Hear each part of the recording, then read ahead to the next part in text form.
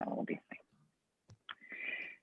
So hello and welcome to Inspiration and Adaptation, shared second and fourth Fridays from Bunnell Street Art Center. I'm Asia Freeman, and in this program, we're exploring artists' innovations and adaptations in response to these times. Today, we're discussing land acknowledgement. So I want to invite you, wherever you are, to begin with me by taking a moment to focus on your connection to the land beneath you. I invite you to close your eyes and place your feet on the floor comfortably and ground to the earth. Consider how the land sustains and connects us, reaches from beneath the building where you are and wraps to touch us all. The Dene people names a place where my awareness of land acknowledgement begins at Tuget, meaning at the water, by the bay called Kachikmak by the Supiak people.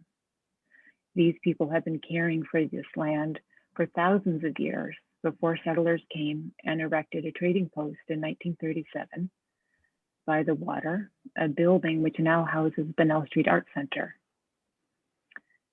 I'm Asia Freeman, Artistic Director of Bunnell Street Art Center, and joining me today are Argent Kvasnikoff, artist, member of Ninilchik Village Tribe, also a board member of Bunnell Street Art Center, our president, and Thorey Munro, an artist who's been trained in architecture. She grew up in Homer, and she's also a board member at Bunnell. Today, we're talking about how land acknowledgement can spark other ways of knowing, being, and listening into action. Arjun and Thorey are each going to share the significance of media and materials, spatial organization, and structures in terms of land acknowledgement. And so I just want to say welcome to both of you today. I'm very excited to speak with you. Thank you. Thank you for having me. Yeah, looking forward to this. So I'd love to begin kind of where each of you began. Argent, perhaps you would start by telling us how, in the way that really makes sense to you, how land acknowledgement became a part of your consciousness, when it did, and how it inspired you to kind of grow into the work that you're doing today. Maybe you could give us a little bit of a journey or orientation. Sure. I think what made me really interested in the idea was just how foreign it sounded to me, and it still seems kind of odd, like because I can tell that there's something really cool about it, which is it brings people awareness of a lot of historical labels and kind of clarifying some timelines, that there's some different perspectives on timelines, and of course the idea of who people are now, which is really, really, really important, and that's something that I'm really excited about more people learning, is about contemporary issues and identity and kind of the status of things as they are.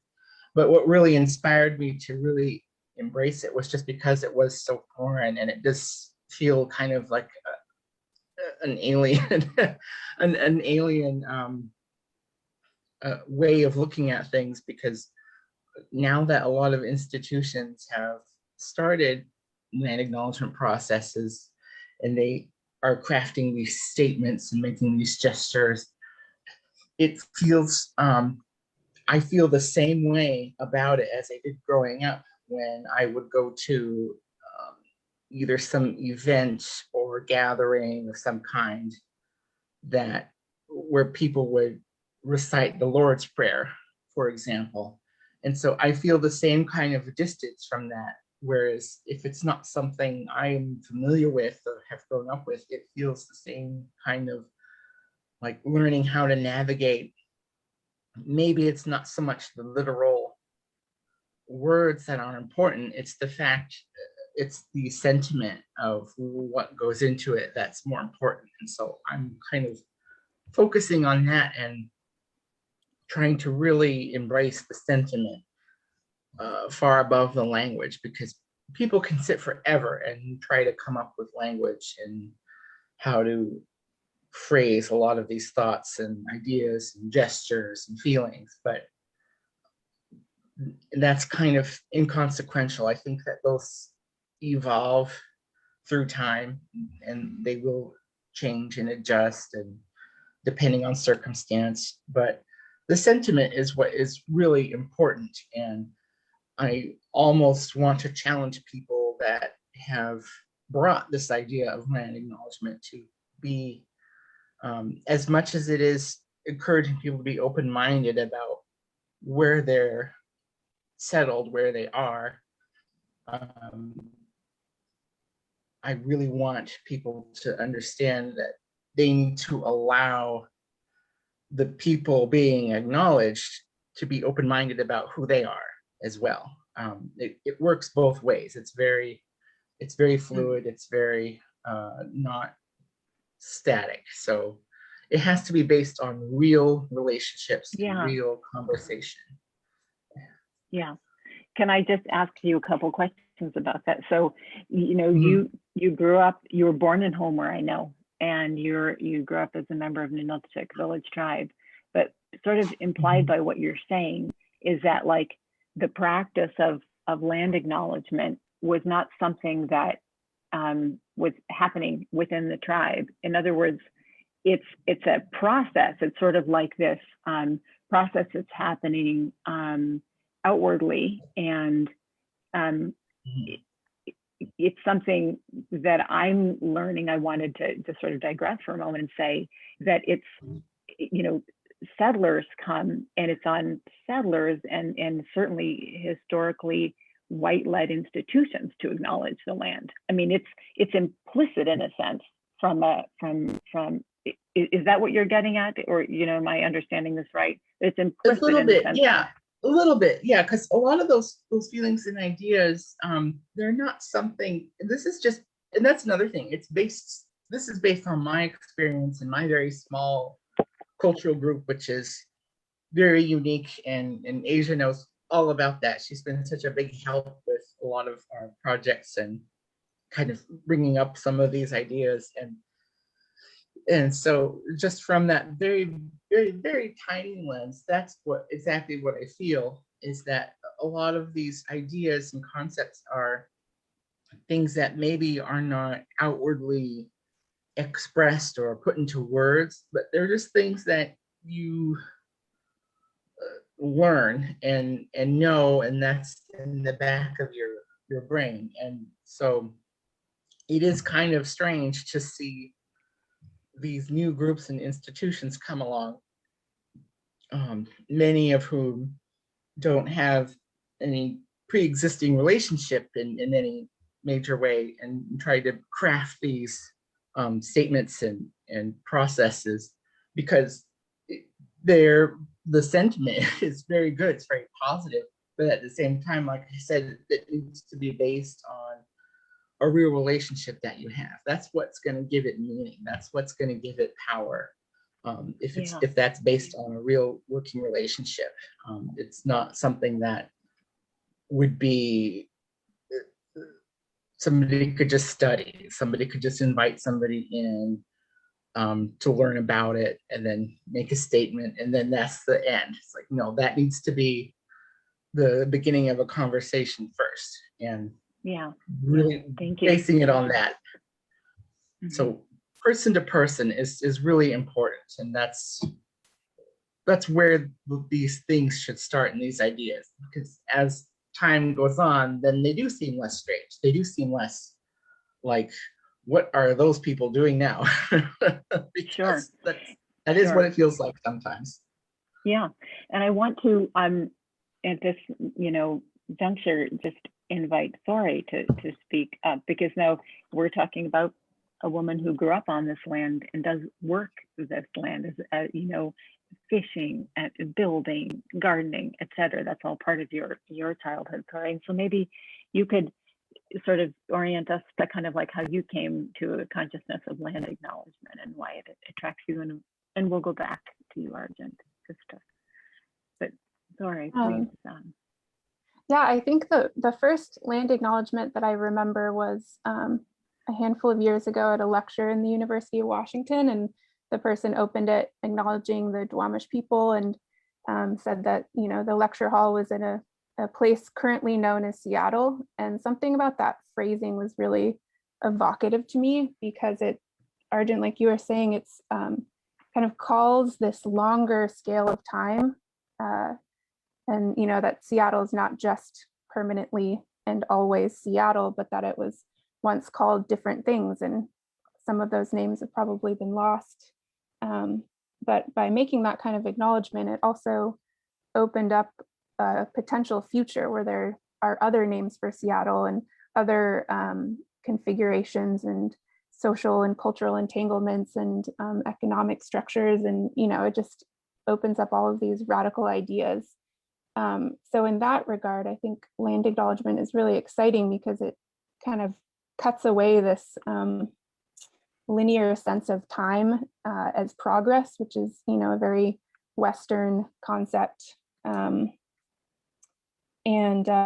I guess I could share my screen because I was recently invited to participate in a land acknowledgement design challenge with a group of conceptual designers, this group called the Office of Uncertainty Research.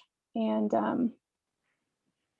the challenge was to make it's formed by a group of architects. And so they're trying to take land acknowledgement outside of just the verbal acknowledgement before, you know, a lecture or something, and into the real world. And so they were calling for these 1 foot by 1 foot land acknowledgements on your private property. And so this was my response to that. And it says Koyana and Chinan, and they're the two ways to say thank you in the languages that come from this landscape.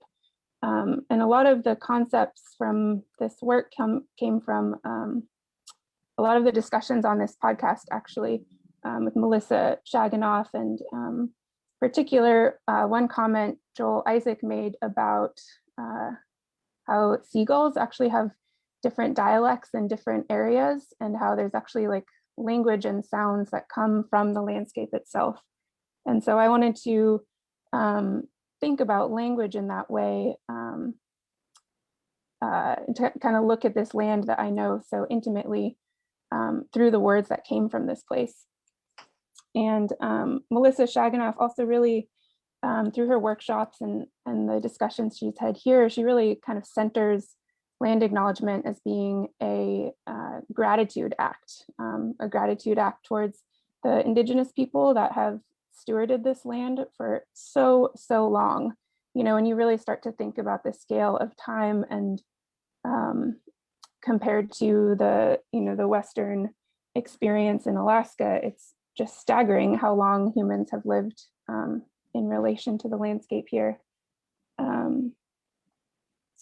And in this image, you're showing a painting that you did on pieces of coal, is that right? So compressed time. Yeah, totally. So, you know, part of this is acknowledging the indigenous people and also acknowledging the land and the materials and the different kind of lives that live in this place. And yeah, I think that's, for me, land acknowledgement is about kind of recognizing the agency outside of the human. And so these are two materials that are from this specific site. There's the compressed coal, which is peat that has been hardened into this really beautiful material. And then the red is crushed fired clay. In Kachemak Bay, we have all of these red ochre clay rocks that most people who walk the beach are familiar with, because some people call them chalk rocks. And so I made paint out of it. And I think the colors have a lot of things to say too about time and connection to bodies, you know, human bodies and blood and earth bodies. Yeah, and so, you know, these are two little signs that live at my home, and they can be a part of a conversation. And just, you know, growing up here, I didn't know actually the specific names of the Dena'ina people and that Ninilchik, that we live on Ninilchik tribal lands. I didn't know that. And the Sigpiaq people. And so just having these two words and the sentiment attached to them and the history and people attached to them, I think is one way that land acknowledgement for me can kind of move out of just the conceptual. May I respond yes, to this image? I just wanted to say this is a really good example of the evolution process of land acknowledgement, because what Thorey has done with this is, and I don't mean to pick on you personally, Thorey. I think you're a very good, a very humble and willing participant. But when I go back to the idea of how it needs to be based on person-to-person relationships first, a lot of people don't know that for example, the phrase "chinen," that's more of a Natsu upper inlet expression that's not historically used here. And a lot of people here don't know any of the old Dena'ina language. It's been very thoroughly colonized here. Most people would know a few expressions here and there, but not much, very trace. And also, I have a very complicated relationship with the Sigpiaq language, because even though that is ethnically a part of my heritage, you go back into our history locally, and you'll find people like my grandfather and people his generation, they remember the Sigpiaq culture as the first colonizers. So you go back that far, and they'll talk about them separately as if they're the Russians or the Americans. So it's kind of funny how a lot of these things don't seem to come up until after the fact. And that's why I really advocate for people in organizations and making personal gestures to really learn about the people who are there and what their history is and what their perspective is, because it's really interesting where all those ideas meet. So it's sort of like, for me, looking at these pieces as powerful as they are, they also illustrate this question mark in the back of my head of who is this person that makes them, and who do they know? What's their history? And I think this is a beautiful example of where this conversation starts. Yeah, and Arjun, I apologize. When I shared this at the board meeting, you pointed out that chikanik is actually the way you say thank you in your language. That's more closer to home here, and I haven't made that sign yet, but it should be forthcoming.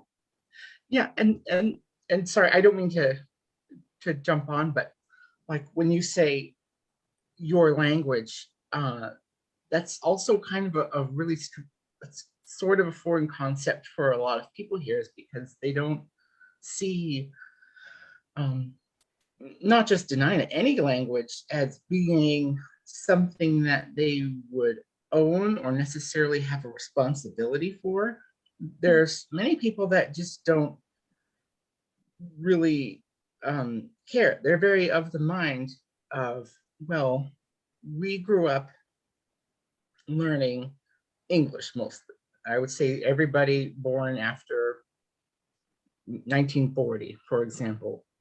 And for anybody to say, we need to learn how to use these words, we need to learn this language, it's a bit like saying, why are you going backwards? What's the point? And so I view language personally as more of a tool, as kind of like a paint or any tool like that. And I think that's how people here view it as well, as these are just tools. They're not so monolithically important that they're embedded. It's the idea is the spirit behind them, what the reason for, like, why are there some expressions and names that exist? Well, there's a reason for that. That's because that's how over time people kept the important things. And so learning what has been saved versus what has been lost is, or changed, that's also very important. And in a way, it's challenging this idea that English is somehow this language that is owned specifically by people, more or less white societies in the Anglosphere around the world. And for people, for example, here to say that, well, English is our native language now, it challenges that idea. It challenges that ownership, the white ownership of the English language. So I like to point out this, you know, this is why I like to invite people to experiment with these languages and to really push the boundaries of how they're used and what context you see them in, because at the end of the day, they are tools, but they're tools that are inspired by different ideas. And it's those inspirations and thought process that are important. It's not the use of the language itself that's important. Argent, Thanks, on that Argent. note, do you have any images you wanted to talk about? Because I know you've done so much. I know a lot of your work has to do with language and alphabets. If there's an image you wanted to, I can move the slides to that. Oh, sure. Yeah, unless you wanted to go through some more of yours, I'm not sure what the order is. If we have a Let's go order. to one of yours. Let's go to slide 7 there, Thorey. I think that's a great idea. Oh, And yeah. I just want to remind you both that we have some wonderful guests in the room with us. And as questions or ideas come up from those who are present with us today, I just really want to encourage you to, you know, to take this time to share your thoughts and ask questions or so forth with Argent and Thorey. Yeah, this photo, these are some mixed media panels I made because in 2000 and either 14 or 15, I'm not sure exactly, I was inspired by a few things. One of them was a video online that I saw made by somebody that I'm fairly good friends with now, about the history of writing and kind of learning about its evolution over time, and how writing is a lot more diverse than we think it is. It's not just a one-for-one concept of thinking about things.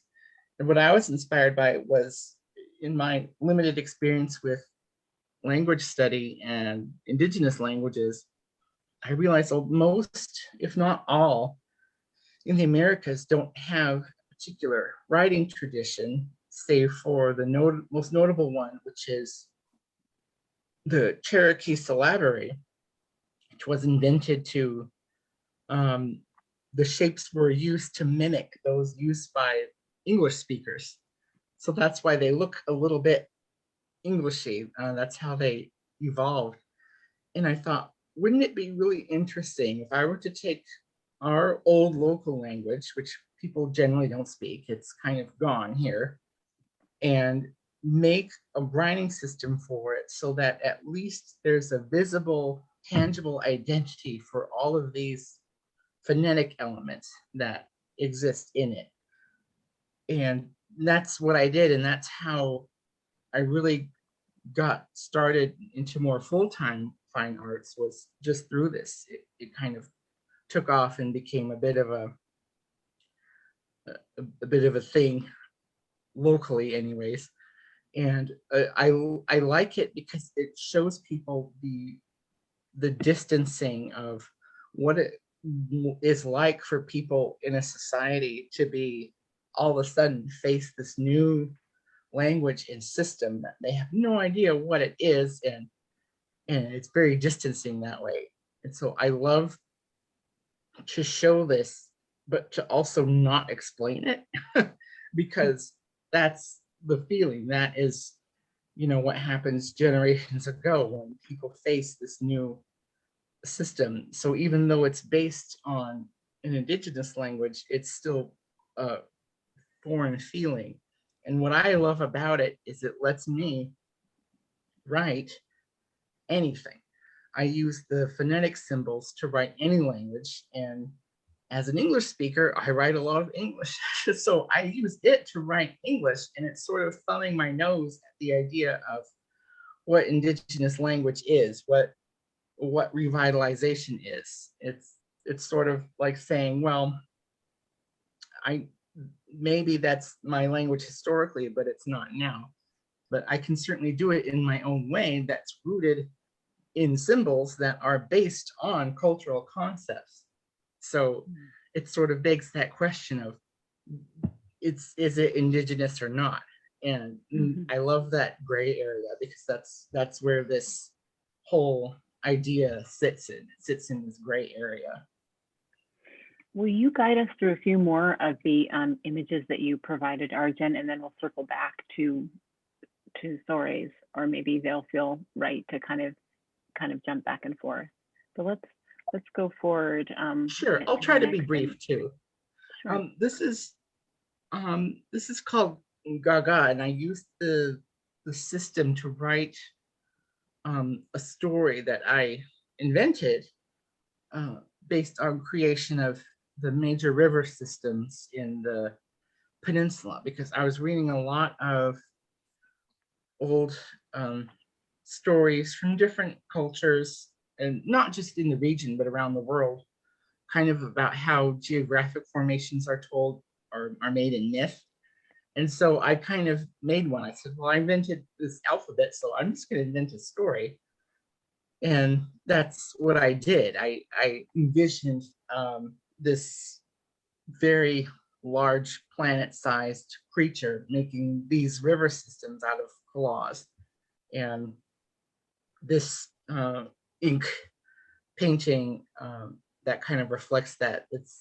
I think it's still in the Pratt Museum. I think it's in their collection that could be on display. And it was actually the last thing I made for my exhibit there.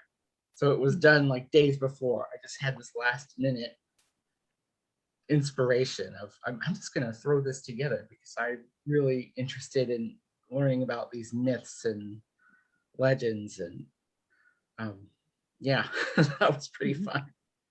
That's great. Let's look at a couple more. Okay. And this is one that was at a show at Bunnell the end of 2019. That show was really inspired by spiritual practices and kind of learning how to navigate the differences respectfully without trivializing them, because I see a lot of, I was just inspired by fusion and learning how to navigate ideas of fusion in a respectful manner. And something that is really recognizable to most people in the Americas is the Cree and Ojibwe, and I believe mostly Eastern Dene cultures conceptually have the medicine wheel. And that is something that I was taught briefly as a young person. And I like the idea of fusing that with contemporary beliefs and also honoring the European side of our ancestry, which brought the Orthodox Church.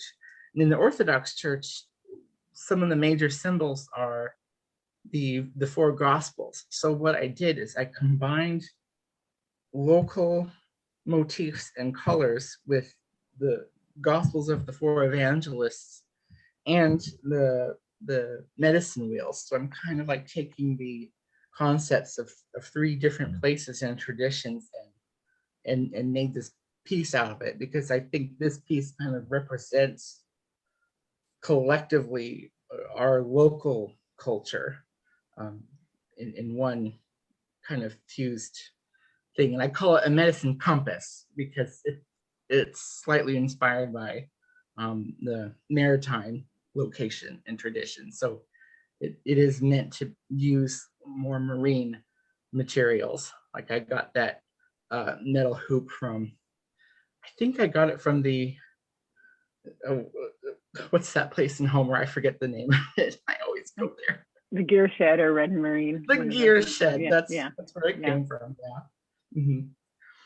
So in your work, you're really interested in kind of like centering the complexity of like and the hybridity of your background. You've referred to it as a coming from a Creole people, language and imagery and so forth. And that is being authentic. Yeah. And it's tricky because I love doing that, but I also am very hyper aware of doing it in a respectful way and not in a way that is meant to be a super high contrast or something that elicits that sense of conflict or contrarianism. Is so what I try to do is I try to make things that just seem like they're just a nice, gorgeous piece that sits somewhere that is very innocuous, but does come from this very complex idea of bridging some of these ideas together. Because I think it's interesting. Yeah. I mean, I just want to say for a moment that, you know, within the history of hybridity on a human level is colonization, which can take a brutal form. And so confrontation is really part of it, and dissonance.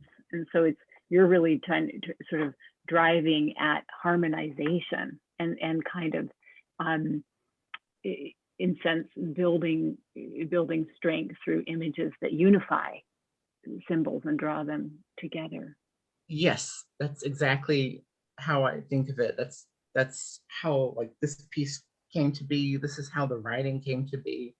It's a way to think about it as a whole, because for so long as a child, and I think a lot of people here I grew up with, and even my parents and the older generations, they're always learning that they are parts.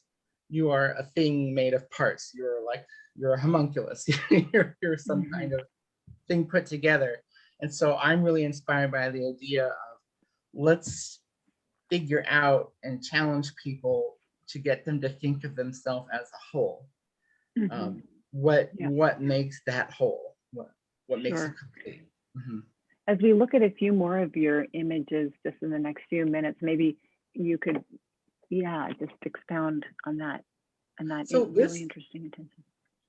I wanted to show this because even though it's not necessarily a painting or anything, this was inspired by some programs that the tribe was engaged in early last year about acknowledgement and indigenous issues. And it was a fairly contentious year with COVID aside, in scope of cultural figures and the American landscape. And I have found that a lot of discussion about cultural figureheads and social justice programs that were happening, they were kind of leaving out the idea that a lot of nations and tribes have their own specific thoughts on things. They have their own identities. They have their own goals. They have their own economies. They have their own everything. And so inspired by that, I made this design that was conceptually a conceptual version of a national flag for us locally, to get people to think it's like we have our own state aside from our cultural and ethnic makeup. We have our own state as well. So like when I say about building those relationships, if you meet an average person in the Ninilchik tribe, they're going to associate their identity and culture very much with practical means. They're going to associate it with, okay, well, I am a member, so I am eligible for these things, and we provide this, and we own this business. And so they think about it in those real life means. They don't think about it in terms of ethnicity so much. You really have to prod to get to ethnicity. So I was inspired by the idea of how do we take that idea of identity and ethnicity, and then I had an epiphany one day based on some controversies over, for example, the Confederate flag, was what if we married those two ideas together and made this identity? And so I designed this, and it's got lots of symbolism, and there's just not enough time. But I have a full document on it if people want to read it sometime. It's on my website as well.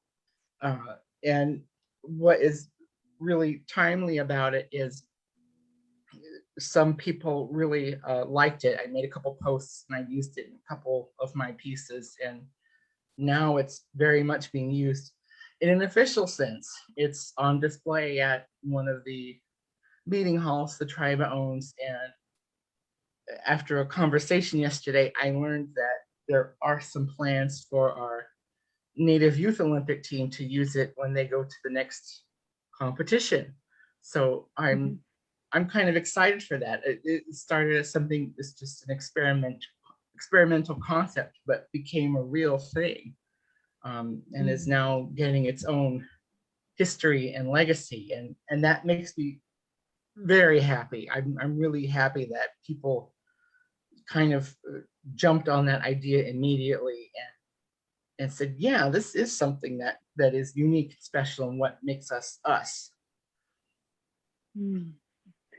So I like to pick on that thread of identity and how art making by artists of all kinds can elevate the complexity and nuances of identity, and go back to Thorey's imagery. If you would, maybe your second slide, Thorey, in this presentation, and just guide us into how in your work and the things that you're making, you're exploring ideas of identity related to place and land, and the role of object making in that work.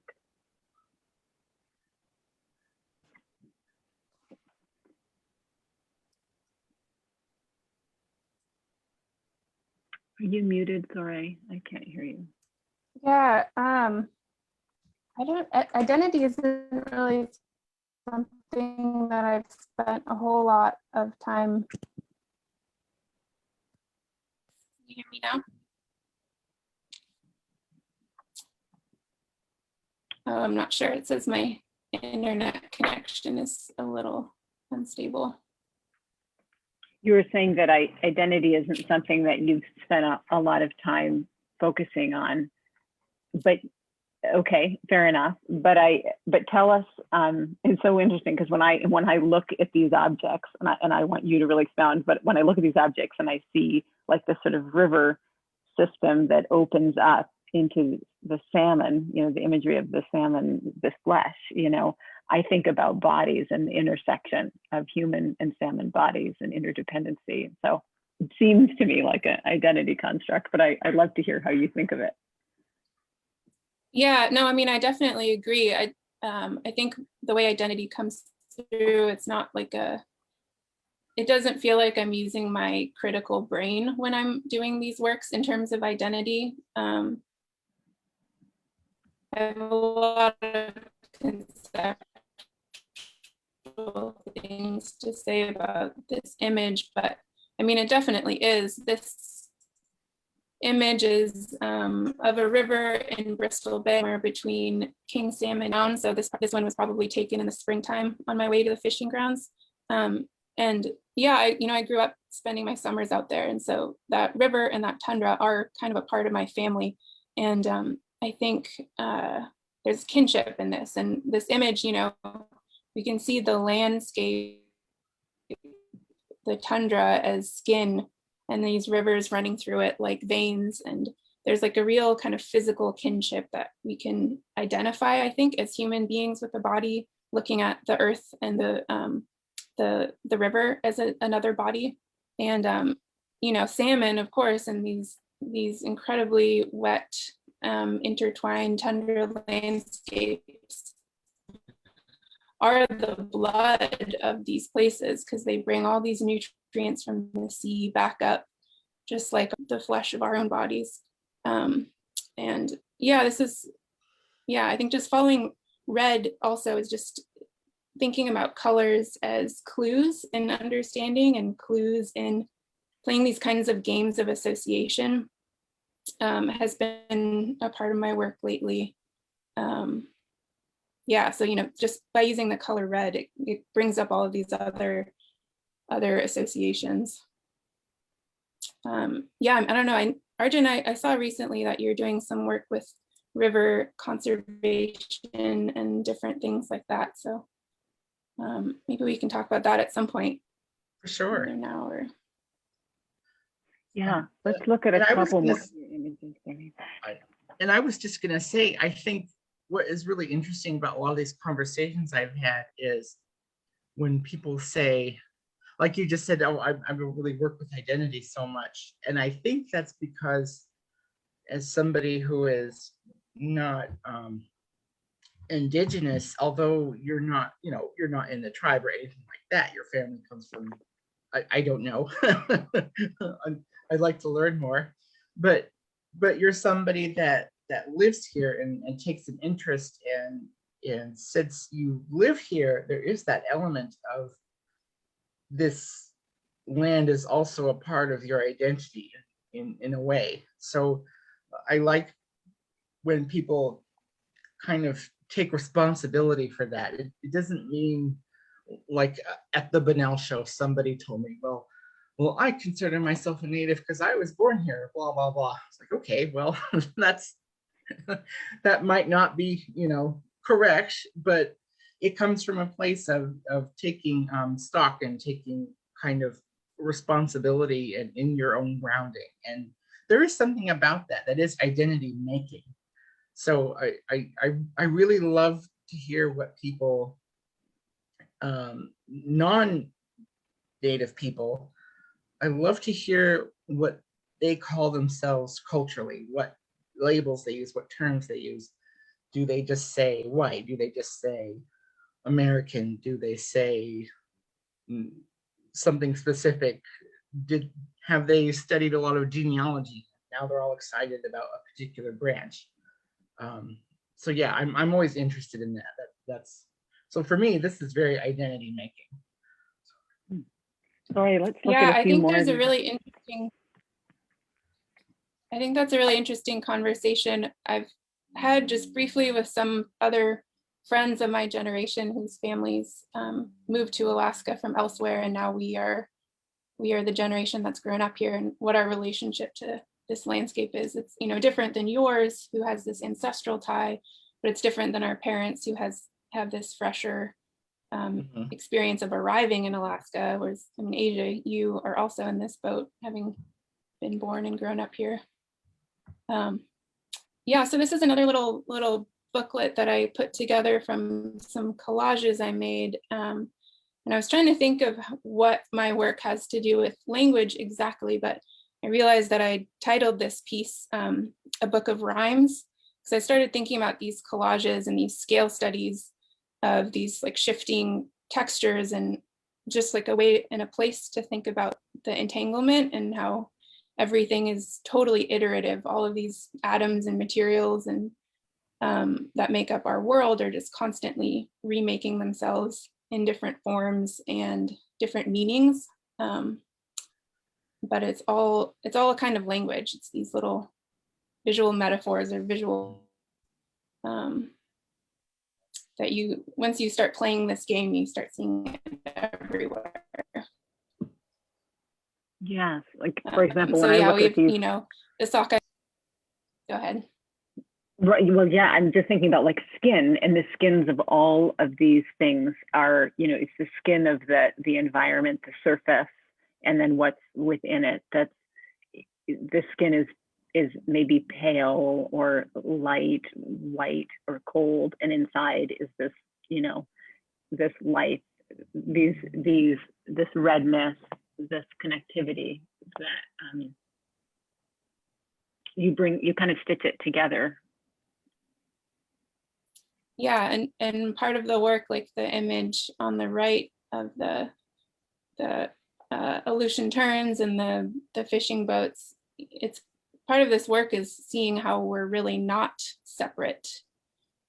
Like there are these distinctions that are made over time, where you can point at one thing and say that's water, and another thing and that's rock, but really everything's interconnected. So humans actually move in a very similar way to birds and fish and whatnot. And that's exciting because I feel like so much of our kind of environmental conversation about, climate crises and whatnot is about trying to reintegrate, but we're actually already kind of integrated in the landscape. It's not something that's foreign to us.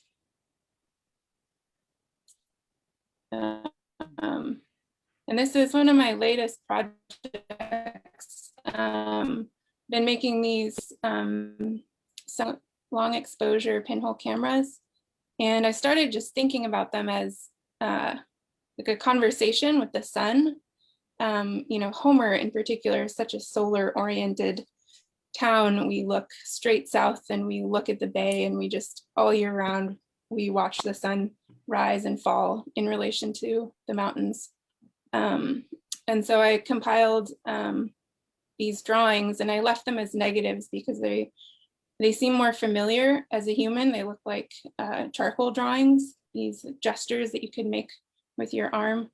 And it's really been a way to just like see literally the extremes of our seasons and how low the sun gets in the winter and how high in the summer, and the different weather patterns that happen at different times of the year. So right now we are between this second cross quarter and the spring equinox. For reference, we're somewhere down there. And I really enjoy how in these images, the path of the sun is using like a charcoal texture. It's very dark and dramatic, and it gives the path its own really strong presence. It's not just a trace line that you would see in like a photo version or a photo compilation.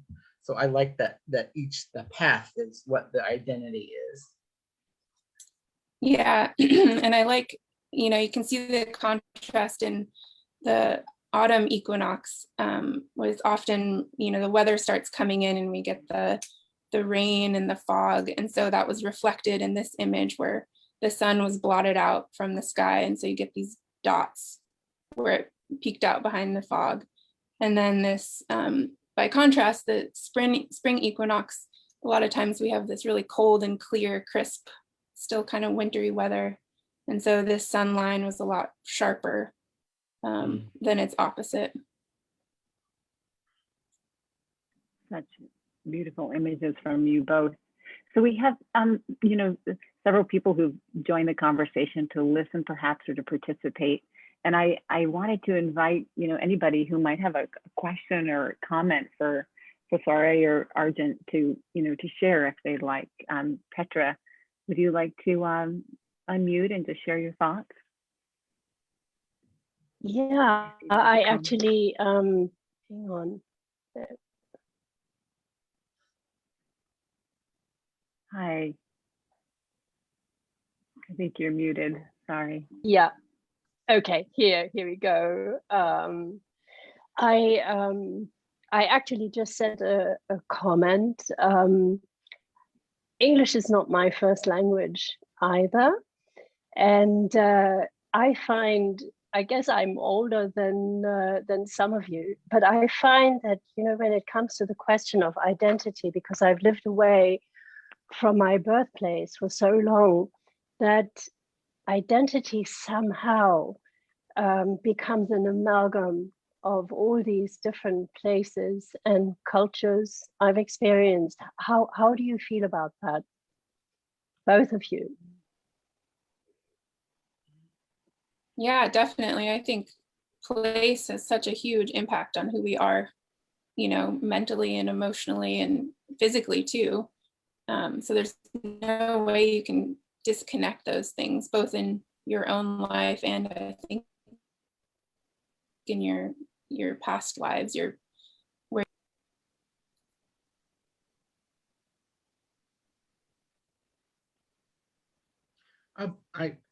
I wanted to say, I think I agree, and I think that's where a lot of the struggle that Native societies have here is that your identity, you can't think about it in terms of, it's not just a matter of your personal and family history and where you live. It's more complex. There's a heavy political connotation to it. Like I said earlier about the practical aspects, and your affiliation and your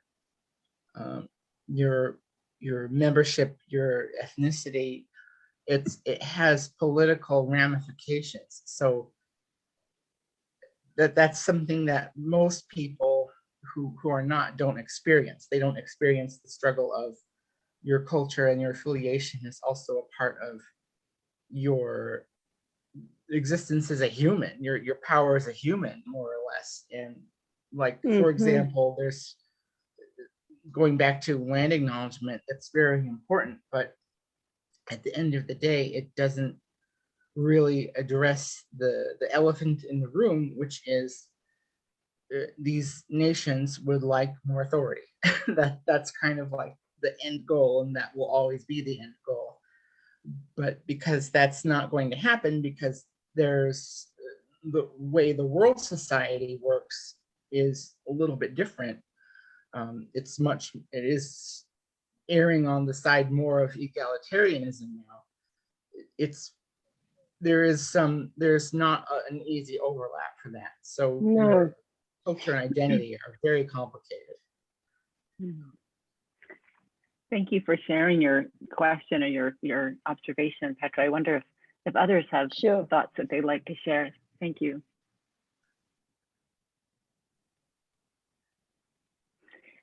I'm reminded of this really powerful comment. Martha Crow, she was living in Homer for a time. She moved back to Igiugig, I think about 18 months ago, but we were having some conversations around land acknowledgement after the production Alaska was, after Bunnell commissioned that, and it toured here. And so we were having some conversations at Bunnell, and I was there with Carla Cope, who was also raised here in Homer, and some others. And folks were sort of bravely speaking up about the awkwardness of really feeling a deep tie and identity in land here as non-native folks. So what to do with that, how to express that in ways that don't take power or make claim to something that one doesn't own. And Martha offered this really amazing comment. She said, when you love the land, it owns you. It's just really interesting. I've thought about that ever since. I completely agree with that sentiment. It's very, it's powerful. It's like, people are inconsequential at the end of the day, and that is not the dominant worldview, and that's not just a Western worldview. It's Eastern, Western, Oceanic, African. It's the major goal of civilization, is how people can dominate and thrive on the landscape. And what the weird truth is that's how indigenous cultures are too. You might express it differently, might have had different histories, but everybody kind of has those same problems, those same, everybody wants to develop, everybody wants to grow, everybody wants to just keep progressing, and however they define that. And that's something that which makes identity almost inconsequential. And going back to political reasons, like if it wasn't for the complicated relationship with the United States and the greater planet, cultures like ours, we wouldn't have such strict,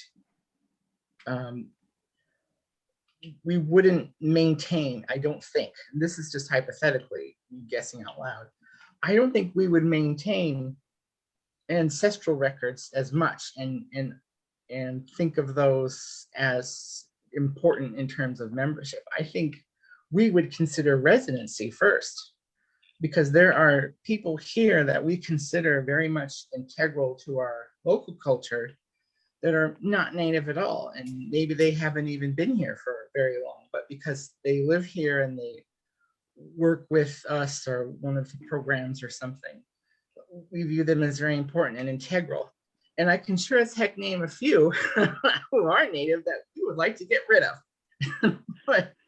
but that's just politics, though. That's the end of the day. And so it's kind of as a result of our unique history and the policy of the United States that we do have this current system in place which favors this direct lineage. It's almost a bit like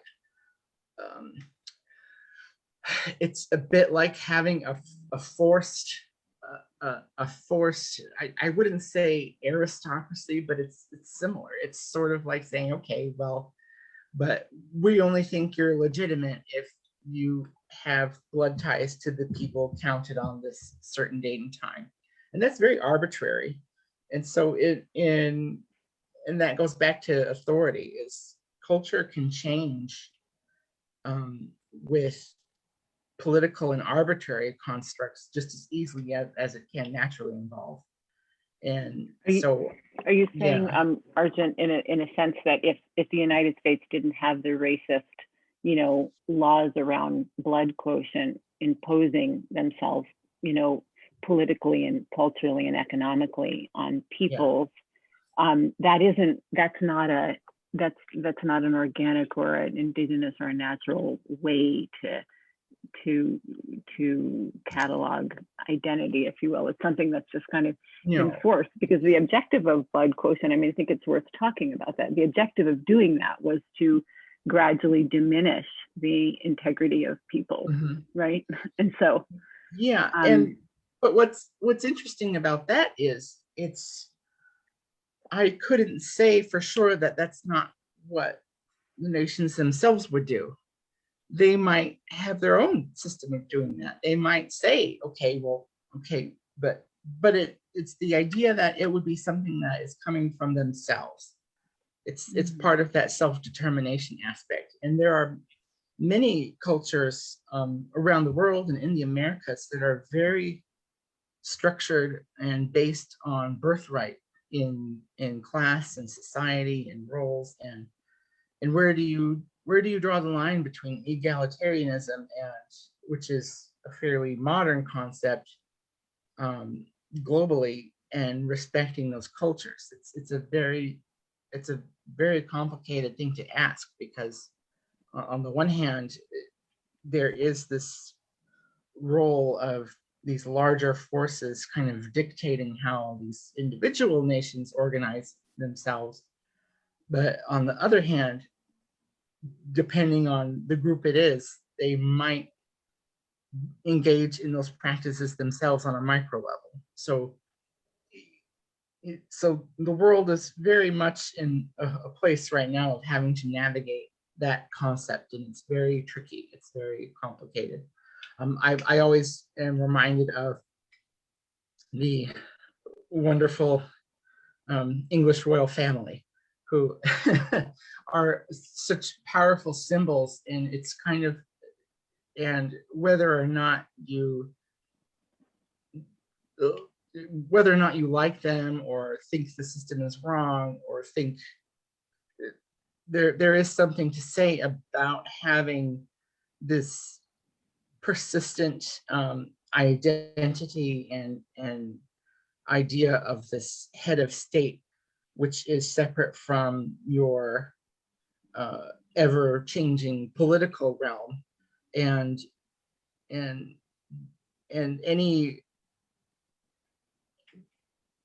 more critical view of it, you have to also apply to societies with hereditary chiefs. It's not just a one way.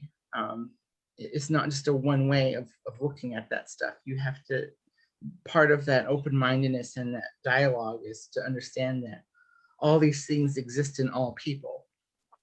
And so that's why I always try to say to people, why do you call yourselves a white person? Why do you call yourself a white institution? Because almost in a way of doing that, then that's what you are. So perpetuating white supremacy.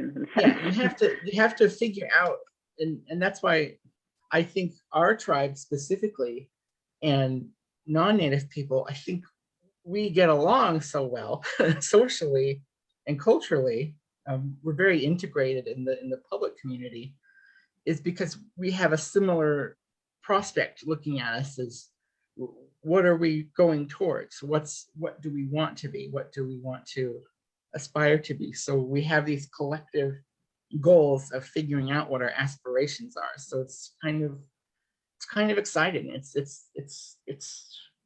It does speak to culture loss, but at the same time, it's optimistic to me because it's a way to reorganize and re-energize and look at the future. I see your work as an artist and also Thorey's work as an artist kind of resisting the flattening of relationship to land, people, time, and material into a more complex and really expansive dialogue. It really resists, the kind of racializing language that's part of white supremacy, that's part of the system that surrounds us. And then too, I'm thinking, those are things you're speaking of, but then I'm thinking, Thorey, about your work where you speak, one of your beautiful expressions is interest in the fluid entanglements of landscape, materials, light, and time. So art, your particular art, the way that you're making it, the materials and imagery that you're using are sort of resisting, just even the notion of what is the body and where does the human and the land, the fish and the water kind of begin and end. Would you talk a little bit more about that in your work? I know we've looked at the images, but maybe there's perhaps something more you might want to say about that, or maybe I just want to linger with those thoughts because they're so rich. Yeah, I was going to say something about, Argent, at the beginning, you were talking about your work you were talking about in your community, people talking about all of your parts and just trying to want to make a whole. And I think there's a really interesting struggle, especially that stuff you were just talking about in terms of identity and whatnot, where we want the parts, we want the distinction and the difference, and that helps us make meaning and it helps us talk about certain things. But we also want to acknowledge that it's all part of this continuum that's ever changing. Yeah, I guess I lost my thread there, but I do think there's an interesting kind of topic happening here, both with your work and with my work. And I think just culturally or on a broader scale, there's a struggle between wanting to find pride in differences, but also overcome the conflict that happens across those divides. Especially when some are so loaded with even controversial topics and ideas. It's really difficult. It's very like there is this underlying fear in a lot of indigenous cultures of embracing influences from other cultures. Like I was saying, we're very creolized, but depending on who you talk to, there are some people who would say, no, we're completely native. We are native people. And then there are some people who would say, no, we're not. We're European now. And so that whole continuum is there. It's represented in a little microcosm, and it is very. There are some heavy ideas, so it's not.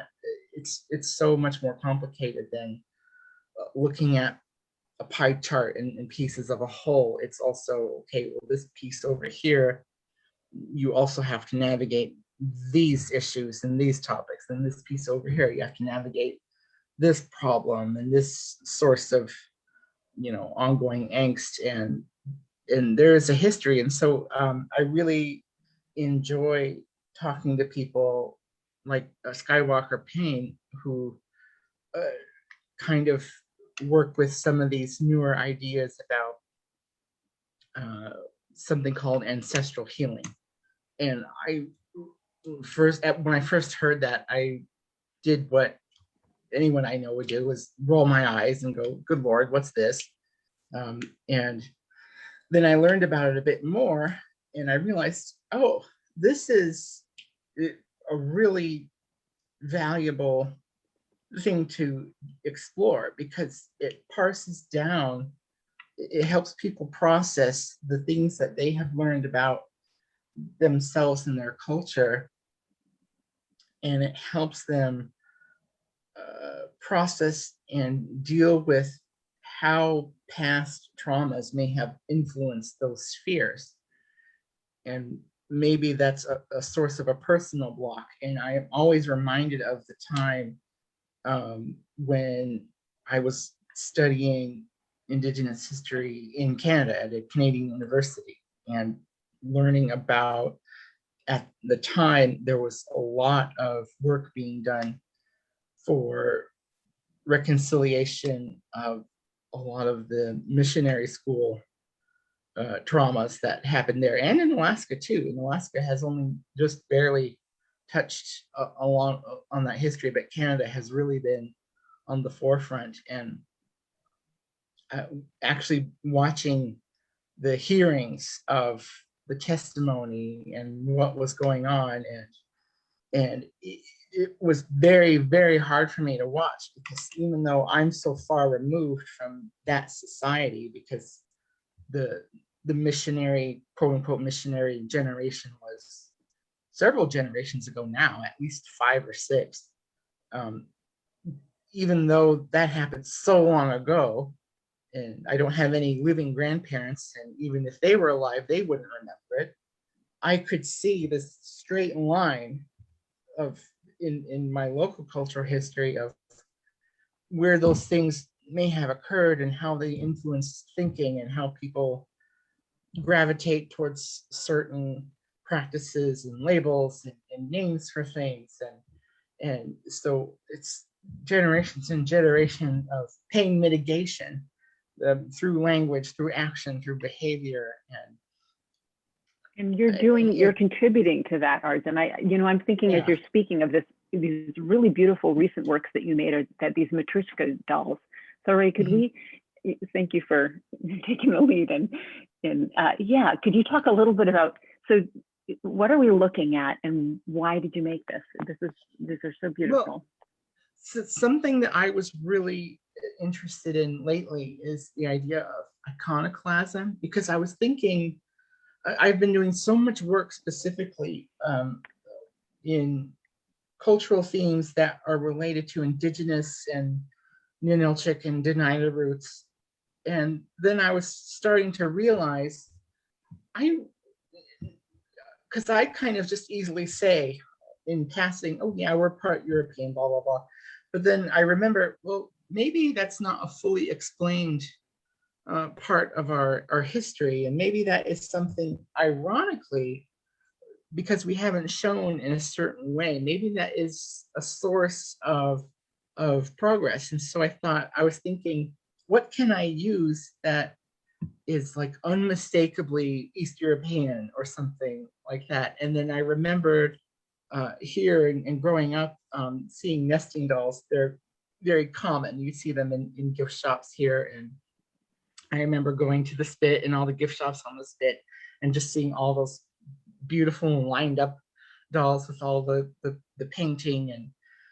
And I thought, I'm going to use that I'm going to use that silhouette because it's so iconic, but then I'm going to apply this other kind of experience to it, and very, very iconoclastic.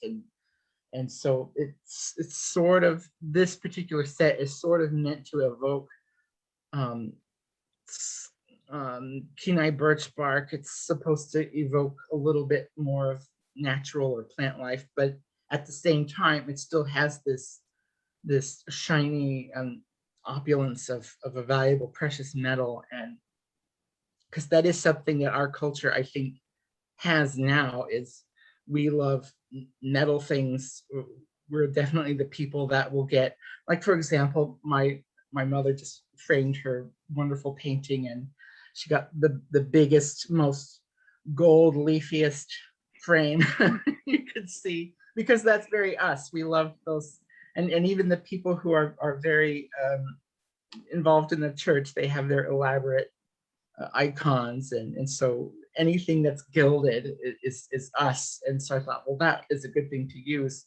And to go back to language, these marks on the top half of the dolls, they represent, of course, notches in bark, but also clouds, because that is one of the very few cultural things that my family knows.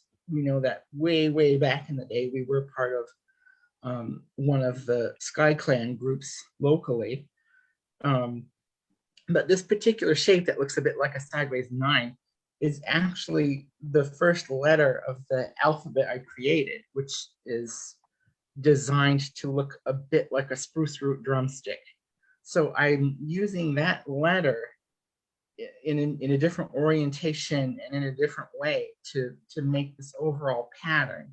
And so it's kind of like looping in back on itself, where now it's removed from being used as a letter to being used as a part in this whole nother creation and bigger pattern.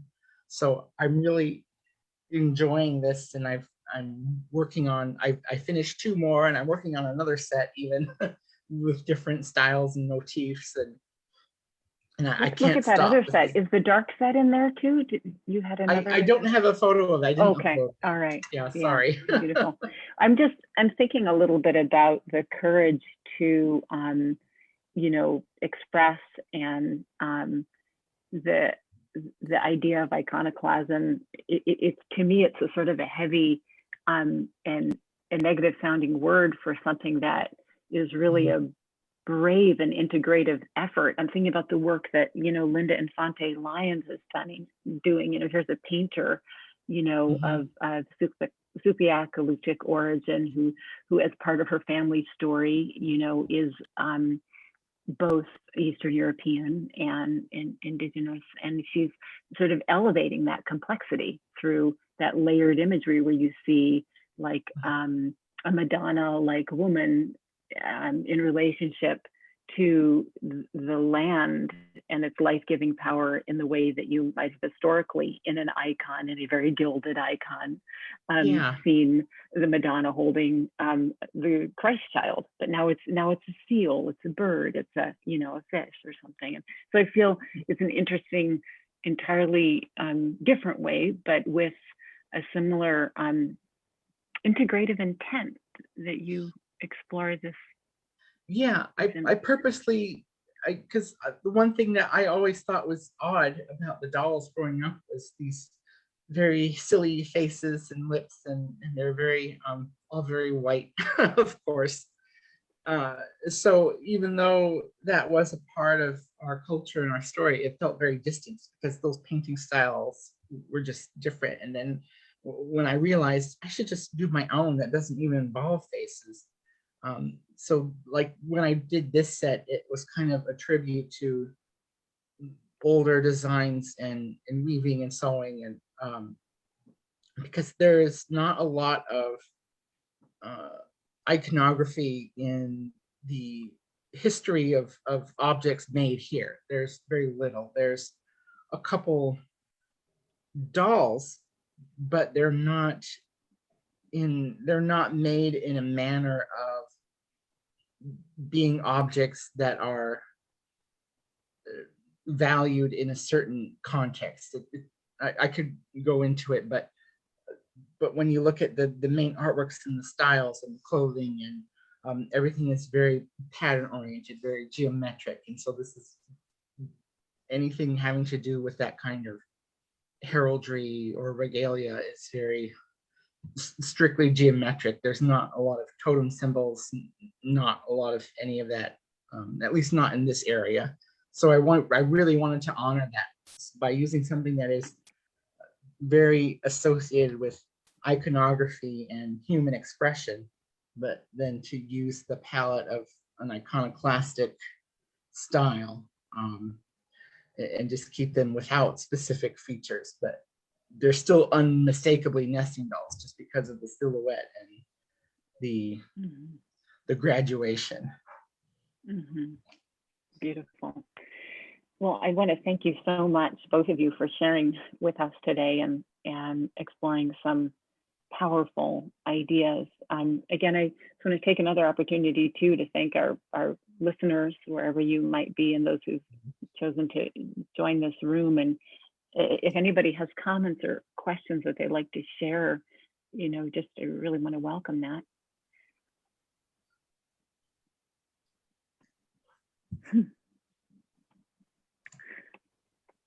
Well, thank you. Thank you so much for giving your time to this work and this dialogue.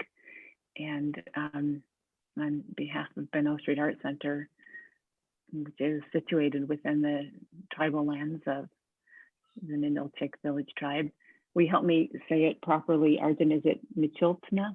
Is that the right way to say? Oh, Nichiłt'ana, and it's kind of a neologism, so however you would like to say it. Nichiłt'ana. Close. It's really a privilege to share this, these dialogues with all of you. We'll be back in a couple weeks with Dasha Kelly Hamilton, a poet who is the Poet Laureate of Wisconsin and moving between Milwaukee and Anchorage, and sharing her work. So thank you again, and take good care.